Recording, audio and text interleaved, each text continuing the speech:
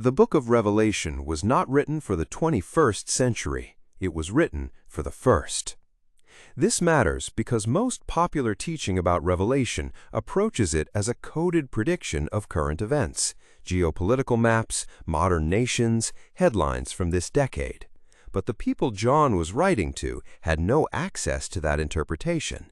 An interpretation unavailable to the original audience is not an interpretation of the text. It is an imposition on it. Revelation was written to 7 specific churches in Asia Minor, modern Western Turkey, around 95 A.D. Those churches were living under the Emperor Domitian, who demanded divine worship and actively persecuted Christians who refused. John was writing to people who were watching their community threatened by an empire that considered their central confession, Kyrios Jesus Christos, a treasonous act. What those people needed was not a preview of events 2,000 years away.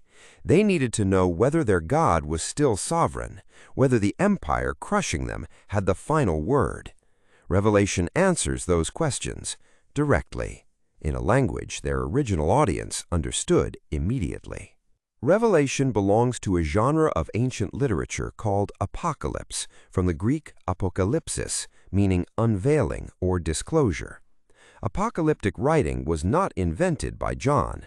It was a well-established Jewish literary form with roots in Daniel, Ezekiel, and Zechariah, and a large body of Second Temple Jewish writing, 1 Enoch, 4 Ezra, 2 Baruch. The genre had conventions that every literate Jew in the first century would have recognized immediately.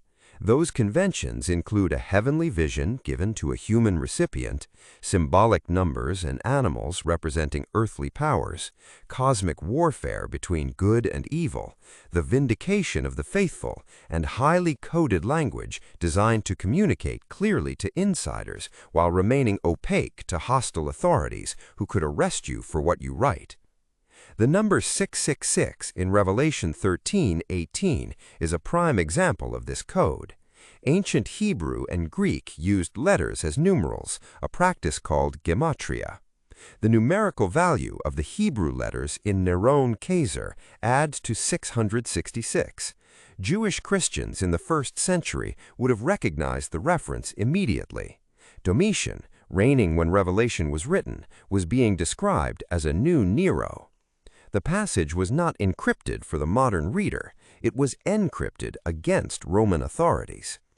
The beast from the sea in Revelation 13 rises from the sea. In Roman political geography, Rome was across the sea from Asia Minor.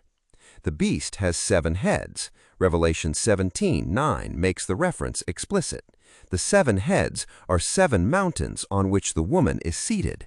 Rome was built on 7 hills. First-century readers were meant to decode this about Rome in their own century. The woman drunk on the blood of the saints, with Babylon written on her forehead. The historical city of Babylon had fallen centuries before John wrote.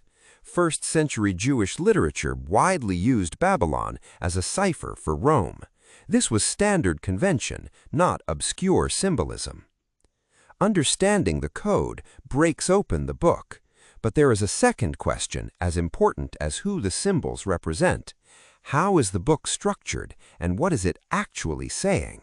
The structure of Revelation is not a linear timeline. This is the most consequential interpretive decision a reader makes before they open the text. Most popular Revelation teaching reads the book as a sequential prophecy. Chapter 4 happens, then chapter 5, then the seals open in order, then the trumpets, then the bowls, arriving at the end in chapter 22. The problem is that this reading requires ignoring the obvious recapitulation throughout the book. The seals end with cosmic collapse in chapter 6. The trumpets end with cosmic collapse in chapter 11. The bowls end with cosmic collapse in chapter 16. The same consummation is described multiple times, each time with increasing intensity. Scholars across traditions recognize that Revelation cycles rather than sequences. The seals, trumpets, and bowls are parallel accounts of the same period, each escalating, each arriving at the same endpoint. This is fully consistent with Hebrew prophetic literature, which consistently revisits the same event from multiple perspectives. The opening vision in chapters 1 through 3 is the most clearly grounded in the first century. 7 actual churches, 7 actual cities on an actual Roman road circuit in Asia Minor, 7 letters addressing actual specific failures. Ephesus has abandoned its first love. Smyrna is about to face imprisonment. Pergamum tolerates false teaching. Thyatira is compromised by accommodation to Roman religious culture. These are pastoral letters to real communities in real danger. The throne room vision of chapters 4 and 5 is the theological center of the book, and it comes before any seal is broken. The reader is shown the highest level of reality before seeing any of the tribulation sequences. God is on the throne, surrounded by worship. The Lamb who was slain is found worthy to open the scroll of history. Domitian thinks he controls history. The throne from which history is actually governed is not in Rome. This is Revelation's answer to its audience's most urgent question. You are being crushed by an empire that appears omnipotent. Look at what is actually happening. The one on the throne is not Caesar. The Lamb who was killed by Roman authority is the one who holds the scroll. The judgment sequences, seals, trumpets, and bowls are not revenge fantasies. They are theological claims about the self-destructive logic of evil. Power used for domination destroys what it touches and eventually destroys itself. The plagues echo the Exodus plagues directly. Rome is the new Pharaoh. God's people are the new Israel. The same God who liberated his people from Egypt is doing the same thing again on cosmic scale. The Battle of Armageddon is not a conventional military engagement at GPS coordinates in Israel. Har Megiddo was where decisive battles had been fought throughout Israel's history. John is using it as the symbolic location for the ultimate conflict the whole book has been building toward. Chapter 21, the New Jerusalem descending from heaven to earth, is where the book is going.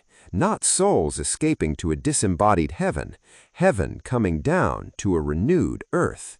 The dwelling of God with humanity, the river of life, the tree whose leaves are for the healing of the nations themselves, plural, distinct, bringing their glory into the city. This is not evacuation imagery, this is restoration imagery. The world is not abandoned, it is healed.